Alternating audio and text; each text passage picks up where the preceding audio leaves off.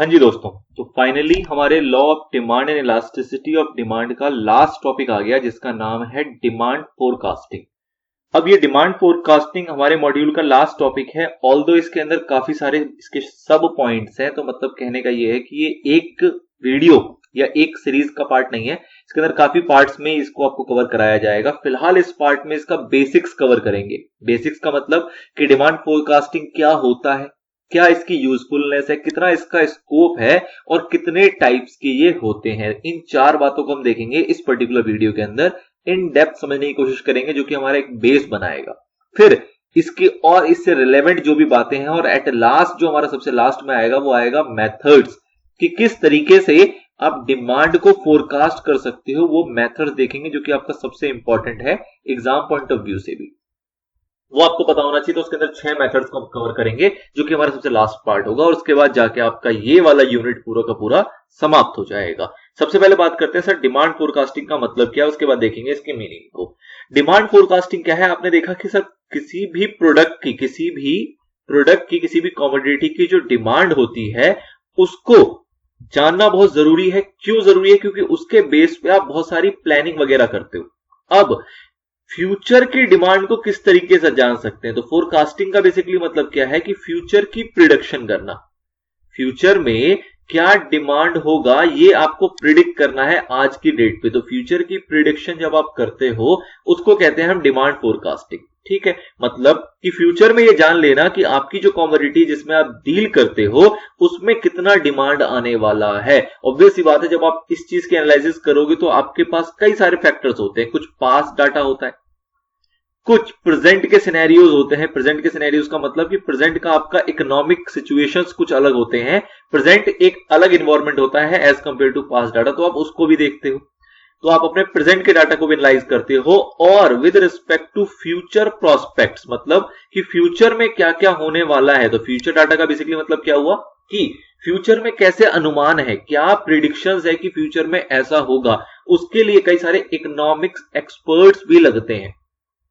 मतलब कि एक जनरल इंसान तो फ्यूचर के बारे में बहुत अच्छा नहीं बता पाएगा, तो उसके लिए काफी सारे आपको टेक्निक्स बताए गए, जिसमें कि एक है कि हम अलग अलग एक्सपर्ट्स या फिर अलग अलग इकोनॉमिक्स के ओपिनियन को देख सकते हैं और उसके बेस पे भी ये तैयार कर सकते हैं। तो मोटा मोटा समझ में क्या आ रहा है सर, डिमांड फोरकास्टिंग क्या है कि डिमांड फ्यूचर में क्या रहेगी वो आपको प्रिडिक्ट करना है आज की डेट पे। क्यों ऐसा करना है? ताकि फ्यूचर की डिमांड को आप फुलफिल कर पाओ, फ्यूचर की डिमांड को फुलफिल कर पाओ। पता लगा कल को डिमांड ज्यादा हो गई और आपने तैयारी नहीं कर रखी थी, अब आप प्रोडक्शन नहीं कर पा रहे हो, या फिर आपके पास इन्वेस्टमेंट नहीं है, या आपके पास पैसा नहीं है, आपके पास रॉ मटेरियल नहीं है, आपके पास लेबर नहीं है, कोई भी चीज हो सकती है, कोई भी प्रॉब्लम हो सकती है। या फिर अगर आपने कुछ ज्यादा तैयारी कर ली और पता लगा फ्यूचर में डिमांड आई नहीं, फ्यूचर में डिमांड कंपैरेटिवली कम रही, जो आपने सोचा उससे कम रही, तो उस केस में आपके लॉस हो जाएंगे। आप जो अपॉर्चुनिटी है उसको लूज करोगे, वहां पे उसको ग्रैब नहीं कर पाओगे। तो इसलिए हमें जो फ्यूचर में डिमांड आने वाली है उसके इर्द गिर्द रहना बहुत जरूरी है, उसका एक अंदाजा होना बहुत जरूरी होता है। तो this is all about demand forecasting, कुछ और खास नहीं है। अब इसके अलग अलग टॉपिक्स तरीके को समझेंगे और मॉड्यूल क्या कह रहा है उसको एनालाइज करने की कोशिश करेंगे। सबसे पहला एरिया आता है इसके अंदर हमारा मीनिंग का, कि क्या मतलब है। तो forecasting in general refers to knowing और मेजरिंग द स्टेटस और नेचर ऑफ एन इवेंट और वेरिएबल बिफोर इट अकर्स। मतलब कि कोई भी घटना जो घटेगी फ्यूचर में उसका पहले से अंदाजा लगा लेना, उसके बारे में पहले से अनुमान लगा लेना आपका कहलाता है फोरकास्टिंग। बिल्कुल सीधी सी बात है। फोरकास्टिंग मतलब भविष्य देखना, भविष्य का अनुमान लगाना, ये आपकी फोरकास्टिंग है। Forecasting of demand is the art and science of predicting the probable demand. मतलब कि क्या कोई भी इंसान भविष्य को बिल्कुल एग्जैक्ट देख सकता है? क्या आप बिल्कुल एग्जैक्ट बता सकते हो कि नहीं आज जो तुम्हारी क्वांटिटी डिमांडेड है वो लेट से 1 लाख है। आज के टाइम पे जो आपकी क्वांटिटी डिमांडेड है वो लेट से 1 लाख क्वांटिटी की है, 1 लाख यूनिट्स की है। फ्यूचर में ये 10 लाख की होगी, एग्जैक्ट 10 की होगी, इससे कुछ ज्यादा नहीं होगी, इससे कुछ कम नहीं होगी। क्या कोई ऐसा गारंटी के साथ बता सकता है? बिल्कुल भी नहीं। तो हमें गारंटी के साथ जानना भी नहीं है। हम ये कह रहे हैं कि तुम 1 लाख का 10 लाख बताते हो, कोई नहीं 9 लाख होगा तो भी काम चला लेंगे, 11 होगा तो भी काम चला लेंगे, बट इर्द गिर्द तो रहेगा।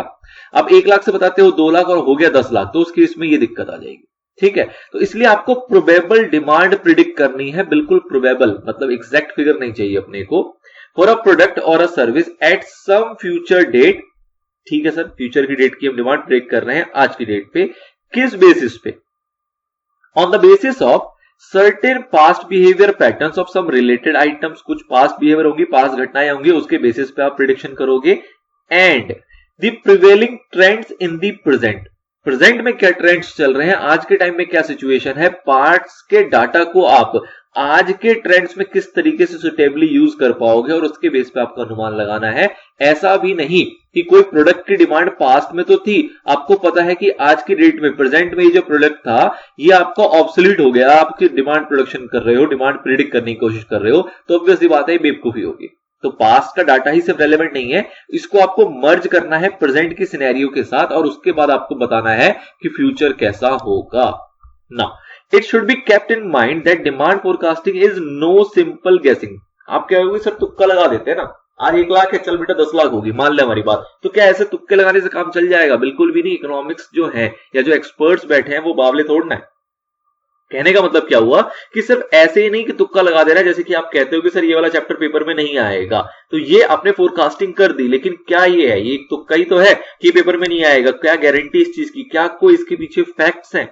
क्या कोई डाटा है, कोई रेलेवेंट एक्टिविटी है, कोई साइंटिफिकली प्रूवन कोई ऐसा कुछ आपके पास रहस्य है, या आपको पेपर लीक हो गई, आपको पेपर मिल गया? कहने का मतलब क्या हुआ कि कभी भी जब आप तुक्का लगाओगे जिसके पीछे कोई लॉजिक नहीं होगा, कोई डाटा नहीं होगा, कोई फैक्ट्स नहीं होंगे, तो वो वाले तुक्के आपके किसी काम के नहीं है।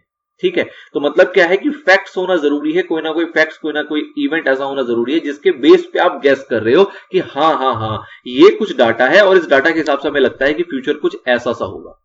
तो अगर कुछ डाटा है आपके पास, उसके बीच में प्रेडिक्शन कर रहे हो तब तो ठीक है, अदरवाइज आप सिंपल तुक्का नहीं लगा सकते।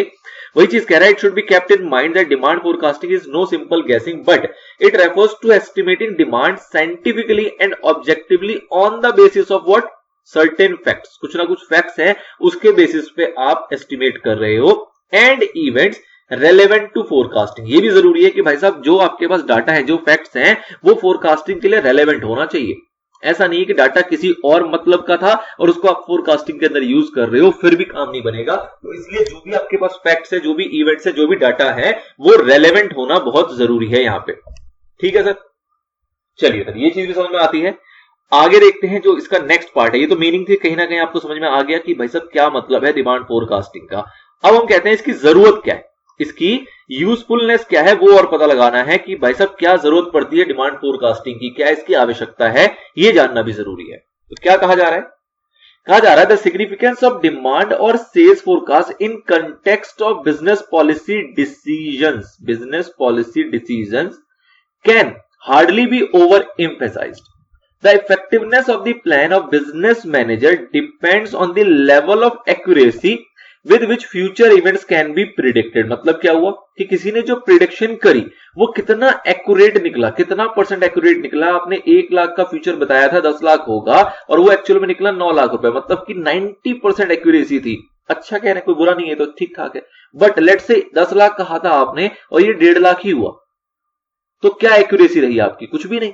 तो कहने का मतलब क्या है कि भाई साहब जो भी आपके प्लान्स जो बनाए गए हैं बिजनेस मैनेजर के द्वारा, वो कब इफेक्टिव होंगे, कब वो कह सकते हो कि आपका जो तुक्का है या जो आपका एस्टिमेट है बिल्कुल सही बैठेगा और आपको उससे फायदा मिलेगा, जो आपने फ्यूचर्स के प्लान बनाए उससे आपको फायदा मिलेगा, तब जब जो आपका प्लान था वो बिल्कुल एक्यूरेट निकला या फिर काफी हद तक एक्यूरेट निकला है। ठीक है, तो कहीं ना कहीं लेवल ऑफ एक्यूरेसी जो है वो डिपेंड करती है कि भाई साहब आपका प्लान कितना इफेक्टिव था या प्लान कितना बेवकूफ वाला था। तो उस चीज के ऊपर टिका हुआ है कि जो आपका प्लान था वो कितना एक्यूरेट बैठा, जो आपने फ्यूचर प्रेडिक्शन की थी वो कितनी एक्यूरेट बैठी है ना।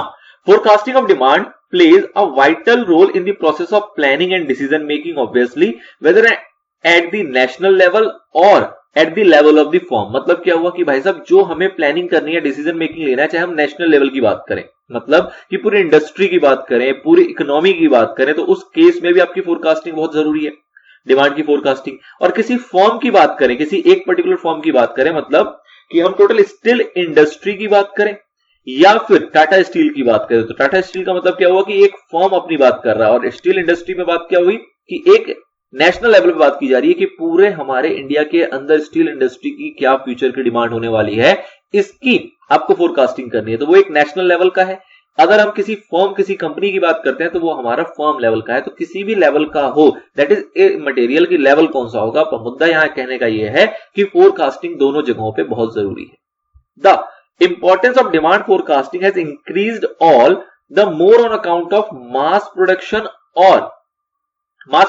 And production in response to demand. A good forecast enable the firm to perform efficient business planning। Obviously बात है, सेम चीज कह गया कि भाई साहब अगर फोरकास्टिंग आपकी बहुत सही निकली है तो ऑब्वियसली बात है आपकी बिजनेस प्लानिंग जो होगी वो एफिशिएंट मानी जाएगी और उसके अकॉर्डिंग अच्छे से परफॉर्म कर पाओगे। Forecast offer information for budgetary planning and cost control in functional areas of finance and accounting. ये बहुत इंपॉर्टेंट एरिया है, मतलब कि अगर आपकी फोरकास्टिंग सही है तो उससे देखो क्या चीज आएगी, उससे ऑब्वियसली बात है जो आपकी बजटरी प्लानिंग थी वो ठीक होगी, बजटरी प्लानिंग ठीक होगी तो कहीं ना कहीं आपका कॉस्ट भी कंट्रोल होगा। कॉस्ट कंट्रोल का कैसा मतलब है सर, इसका मतलब कुछ ऐसा है कि सपोज करो फ्यूचर में एकदम से डिमांड निकल के आई, फ्यूचर में आपकी डिमांड एकदम से राइज करती है, तो उस केस में क्या होगा, आपको अलग अलग जगह से फाइनेंस अरेंज करने पड़ेंगे, आपको पैसे इकट्ठे करने पड़ेंगे और हो सकता है कि वो आपको हायर रेट पे मिले, वो फाइनेंस आपको एज कंपेरेटिवली हायर रेट पे मिलेगा। जब हायर रेट पे मिलेगा तो आपका जो प्रोडक्ट तैयार हो रहा है वो कहीं ना कहीं महंगा हो जाएगा, महंगा ना भी हो तो आपकी उसकी कॉस्ट बढ़ जाएगी। जब आपकी प्रोडक्ट की कॉस्ट बढ़ जाएगी तो कहीं ना कहीं आपका प्रॉफिट मार्जिन कम हो जाएगा, आप प्राइस तो बढ़ा नहीं पाओगे। तो अगर हबड़ में काम करोगे, अगर आपने प्लानिंग नहीं कर रखी है, फोरकास्टिंग नहीं कर रखी, तो ऑब्वियसली बात है कि आपको एकदम से पता लगेगा अच्छा जी डिमांड आ रही है, करो प्रोडक्शन, पैसे नहीं है सर, पैसे नहीं है, अरेंज करो, बाहर से अरेंज करोगे, महंगा मिल रहा है बट करना पड़ेगा, अगर फुलफिल करना है तो करना पड़ेगा, और इनकेस अगर आप नहीं करते हो तो ऑब्वियसली बात है आपका लॉस हो ही रहा है वहां पे। तो कहीं ना कहीं आपका अगर एफिशिएंट फोरकास्टिंग होगी तो वो बजटरी प्लानिंग भी बहुत अच्छी होती है उससे, और आपका कॉस्ट कंट्रोल भी बहुत अच्छे से हो पाता है। Good forecast help in efficient production planning, process selection, capacity planning, facility layout and inventory management. ये सारी फीचर्स हैं कि अगर फोरकास्ट हमारा अच्छा होगा तो प्रोडक्शन प्लानिंग भी अच्छी होगी, प्रोसेस सिलेक्शन भी अच्छा होगा, कैपेसिटी प्लानिंग भी अच्छी होगी, फैसिलिटी लेआउट भी अच्छा होगा और आप इन्वेंटरी को भी अच्छे से मैनेज कर पाओगे। A firm can plan production scheduling well in advance and obtain all necessary resources for production such as inputs and finances। Obviously बात है कि अगर पहले से उसको well in advance पता होगा तो उसके हिसाब से प्लानिंग कर सकता है, और जो भी रिसोर्सेज वगैरह उसको चाहिए, जो भी इनपुट्स वगैरह चाहिए, जो भी फाइनेंस वगैरह की जरूरत होगी, वो सारे वो पहले से ही कलेक्ट कर पाएगा अच्छे तरीके से और उसके अंदर नुकसान होने के चांसेस कम होंगे। Capital investments can be aligned to demand expectation and this will check the possibility of overproduction and underproduction, excess of unused capacity and idle resources। मतलब कि इस टाइप की चीजें आपकी फिर वहां पे अवॉइड हो जाएंगी अगर आपने प्रॉपरली अलाइन कर रखा है डिमांड एक्सपेक्टेशंस के साथ, तो पॉसिबिलिटी ओवर प्रोडक्शन की जो है वो भी आप चेक कर पाओगे, अंडर प्रोडक्शन की है वो भी चेक कर पाओगे। मतलब आपने डिमांड प्रोडक्शन कर ली तो आप चेक करोगे कि वैसे हम क्या सोच के बैठे थे और जो हमारा प्रिडिक्शन है, जो हमारा एक्सपेक्टेशन है वो कह रहा है कि नहीं नहीं नहीं इतना होगा, तो क्या आप ओवर प्रोडक्शन सोच के बैठे थे, क्या आप अंडर प्रोडक्शन सोच के बैठे थे, क्या आपकी अनयूज्ड कैपेसिटी जो है वो एक्सेस हो रखी थी या फिर आपके आइडल रिसोर्सेस थे। ये सारी चीजों को आप क्या कर सकते हो, फिर आराम से चेक कर पाओगे अगर आपकी फोरकास्टिंग रेडी होगी तो। मार्केटिंग भी कहीं ना कहीं रिलाई करता है इसके ऊपर। Marketing relies on sales forecast in making की डिसीजन। ऑब्वियसली बात है आपकी सेल फोरकास्टिंग जब उसको पता लगेगी उसी के बेसिस पे तो आप मार्केटिंग भी करोगे ना। एडवर्टीजमेंट स्ट्रेटेजी क्या होगी, सुटेबल प्राइसिंग क्या होगी, कितनी एडवर्टीजमेंट करनी है, ज्यादा अगर आपको लग रहा है कि भाई साहब फ्यूचर में डिमांड बहुत बढ़ने वाली है तो आप थोड़ा सा पैसा एडवर्टीजमेंट में भी और खर्च करोगे कि चलो जी इससे भी कुछ फायदा मिल जाएगा। तो कहने का मतलब क्या है कि मार्केटिंग भी रिलाई करता है आपके फोरकास्टिंग के ऊपर। Demand forecast also provide the necessary information for the formulation of suitable pricing and advertisement strategies. जो भी एडवर्टीजमेंट स्ट्रेटेजीज बनानी है वो भी डिपेंड करती है कहीं ना कहीं इन इंफॉर्मेशन के ऊपर जो कि आपका डिमांड फोरकास्ट प्रोवाइड करता है। Now it is said that no forecast is completely foolproof and correct. Obviously बात हम स्टार्टिंग से देख के चल रहे हैं कि भाई साहब फोरकास्ट है, ये अनुमान लगाया जा रहा है, कभी भी ये फुल प्रूफ नहीं हो सकता और बिल्कुल करेक्ट होगा इसकी कोई गारंटी नहीं होगी। However the very process of forecasting helps in evaluating various forces which affect the demand and is in itself a reward because it enables the forecasting authority to know about the various forces relevant to the study of demand behavior। तो obviously बात है कि full proof नहीं होगा लेकिन still हम इसको करते हैं ताकि हमें वेल इन एडवांस सारी चीजें पता लग जाए और जो भी इससे हम फायदा उठा सकते हैं वो सारा फायदा हम उठा पाए। साथ ही हमें ये भी पता लग जाएंगे कि किन किन चीजों का फर्क पड़ रहा है, किन किन चीजों के ऊपर हमें ध्यान देने की आवश्यकता है। तो this is all about usefulness, मतलब कि इसकी जरूरत क्या है, क्या नीड है इसकी। इसको आपको ऐसे ही पूछा जा सकता है कि नीड बताओ, तो नीड के केस में भी आप इसको रिलेट कर पाओगे कि क्या जरूरत है, क्या नीड है, क्या ऑब्जेक्टिव है डिमांड फोरकास्टिंग का। नाउ नेक्स्ट सवाल आता है आपका स्कोप ऑफ फोरकास्टिंग। क्या स्कोप है फोरकास्टिंग का। तो सर जी स्कोप देखो कि कितना इसका दायरा है, तो दायरा देखना है अपने को। Demand forecasting can be at the international level depending upon the area of operation of the given economic institution. It can be confined to a given product or services supplied by a small firm. मतलब क्या हुआ कि भाई साहब बड़े से बड़े level का भी हो सकता है और छोटे से छोटे लेवल का भी हो सकता है। ऐसा कुछ नहीं है कि डिमांड फोरकास्टिंग सिर्फ इनके लिए रेलेवेंट है, इनके लिए रेलेवेंट नहीं है। ना ना ना, इंटरनेशनल लेवल पे बात करें तो भी ये रेलेवेंट है। और अगर हम स्मॉल फर्म की बात करें, किसी स्मॉल फर्म के प्रोडक्ट या सर्विसेज की बात करें तो उस पे भी ये रेलेवेंट है। The scope of the forecasting task will depend upon the area of operation of the firm in the present as well as what is proposed in future। तो मुद्दा कहां गिर के आया कि भाई साहब स्कोप जो है वो किसके ऊपर डिपेंड करेगा, वो डिपेंड करेगा एरिया ऑफ ऑपरेशन कितना है। मतलब जो आपकी फर्म है उसका एरिया ऑफ ऑपरेशन कितना है। आप स्टेट लेवल की फर्म हो, आप पूरे कंट्री लेवल की फर्म हो, आपकी दो चार स्टेट्स में प्रेजेंस है, या फिर आपकी इंटरनेशनली प्रेजेंस है, आप कई सारे कंट्रियों में डील करते हो, तो ऑब्वियस सी बात है जो एरिया ऑफ ऑपरेशन होगा उसके बेसिस पे आप फोरकास्टिंग, आपका स्कोप जो है वो डिसाइड किया जाएगा कि भाई साहब कितने हद तक हम फोरकास्टिंग करेंगे, उसका दायरा जो है वो कहां तक जाएगा, वो मोटा मोटा डिपेंड करेगा एरिया ऑफ ऑपरेशन के ऊपर। अब एरिया ऑफ ऑपरेशन कैसा हो सकता है, तो ये दो टाइप का हो सकता है कि प्रेजेंट में हमारा एरिया ऑफ ऑपरेशन इतना है, ठीक है सर, और फ्यूचर में हम ये प्रपोज कर रहे हैं कि हमारा जो प्रोडक्ट है, जो हमारी कमोडिटी है, वो इस जगह तक रीच करेगी। तो दोनों चीजें रेलेवेंट है कि प्रेजेंट का आपका एरिया कितना है और फ्यूचर में क्या आप प्रपोज करके चल रहे हो ना। Much would depend upon the cost and time involved in relation to the benefit of the information acquired through the study of demand। ये एक बहुत इंपॉर्टेंट लाइन कह के गया। क्या कह रहा है कि भाई साहब आपको ध्यान में ये भी देना है कि ये जो आप स्टडी कर रहे हो डिमांड फोरकास्टिंग की, इससे आपको कितना फायदा मिल रहा है और इसमें आपका कितना कॉस्ट एंड टाइम इन्वॉल्व हो रहा है, और आपको इसके बेस पे डिसाइड करना है कि भाई साहब ये फायदेमंद सौदा है या इसमें नुकसान हो रहा है। मतलब क्या है कि पता लगे कि डिमांड फोरकास्टिंग से जो आपको बेनिफिट डिराइव होगा वो लेट से होगा 10 करोड़ का, लेकिन डिमांड फोरकास्टिंग के अंदर ही आपने खर्च कर दिए 15 CR। अलग अलग मेथड्स को यूज करते हुए हम देखेंगे मेथड्स के बारे में।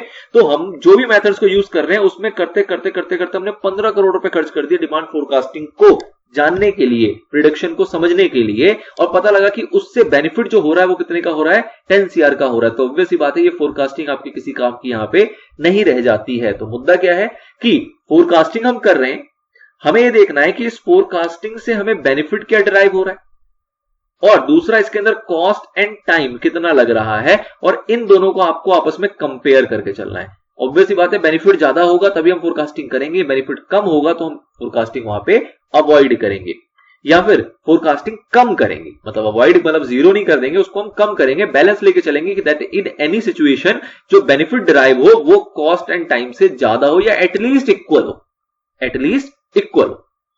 The necessary trade off has to be struck between the cost of forecasting and benefit flowing from such forecasting। तो मतलब क्या है कि आपको कहां पे रुकना है, कहां पे आपको बैलेंस बना के चलना है कि भाई साहब क्या कॉस्ट लग रहा है और क्या बेनिफिट्स उससे निकल के आ रहा है। इन दोनों के बीच में जो बैलेंस है वो आपको मेंटेन करके चलना है। वो भी आपका कहीं ना कहीं स्कोप ही बताता है। मतलब दायरा कितना होगा, दायरा आपने इतना बढ़ा दिया कि भाई साहब आपका लॉस में आ गए, फोरकास्टिंग की वजह से लॉस हो रहा है। तो क्या फायदा इसी फोरकास्टिंग का। तो कहने का मतलब क्या है कि पहले स्टार्टिंग में आपको पता लगा कि ये डिपेंड करता है एरिया ऑफ ऑपरेशन के ऊपर। एरिया ऑफ ऑपरेशन आपको प्रेजेंट का भी देखना है और साथ ही में जो फ्यूचर में प्रपोज कर रहे हो उसका भी देखना पड़ रहा है, और साथ ही में आपको ध्यान रखना है कि भाई साहब आपको एक बैलेंस बना के भी चलना है किसके बीच में, क्या कॉस्ट लग रही है और क्या बेनिफिट उससे फ्लो होकर आपके पास आ रहा है। ऑब्वियस सी बात है आपका पॉजिटिव सिनेरियो होना चाहिए, मतलब कि बेनिफिट ज्यादा होना चाहिए एज कंपेयर टू कॉस्ट। ठीक है सर। नेक्स्ट आता है आपका टाइप्स ऑफ फोरकास्ट। इसको और कवर करते हैं, उसके बाद हम बाकी रिमेनिंग पार्ट नेक्स्ट पार्ट में देखेंगे कितने टाइप्स की फोरकास्ट हो सकती है। तो मेजर इसको दो कैटेगरी में डिवाइड किया गया। पहली कैटेगरी जो है वो आपकी स्कोप मतलब एरिया के ऊपर ही बात करती है। तो एरिया के ऊपर की बात करें तो पहले कैटेगरी में आपको कहा जा रहा है कि macro level forecasting deal with general economic environment prevailing in the economy as measured by index of industrial production, national income, general level of employment etc. मतलब क्या है कि मैक्रो लेवल की फोरकास्टिंग की जा रही है। मैक्रो लेवल का मतलब क्या हुआ, बड़े लेवल की, इंटरनेशनल लेवल की फोरकास्टिंग की जा रही है। तो वो ऑब्वियस सी बात है किस तरीके से की जाएगी। तो उसके अंदर आपको देखना होगा कि आपकी इकोनॉमी के अंदर, जो आपकी इकोनॉमी के अंदर क्या इकोनॉमिक इन्वायरमेंट चल रहा है, जो कि आप किसके थ्रू मेजर करते हो। ऑब्वियस सी बात है इंडेक्स ऑफ इंडस्ट्रियल प्रोडक्शन हो गया, एक नेशनल इनकम नाम की चीज होती है, और आपका एम्प्लॉयमेंट का लेवल क्या है। इन चीजों से हम मैक्रो लेवल फोरकास्टिंग कर पाते हैं। ठीक है सर। इसी की कैटेगरी में आपको बताया गया है पहला, this is 1 and this is 2, industrial level industry level forecasting. Industry level forecasting का सर मतलब क्या होगा, जहां पे हम किसी एक इंडस्ट्री की एज अ होल बात करते हैं, जैसे कि मैंने आपको एग्जांपल लिया था स्टील की, तो हम बात करेंगे भाई साहब पूरी स्टील की फोरकास्टिंग एज पर इंडिया की, पूरी इंडिया में क्या डिमांड होगा फ्यूचर में स्टील का, या फिर इंडिया में क्या डिमांड होगा फ्यूचर में सीमेंट का।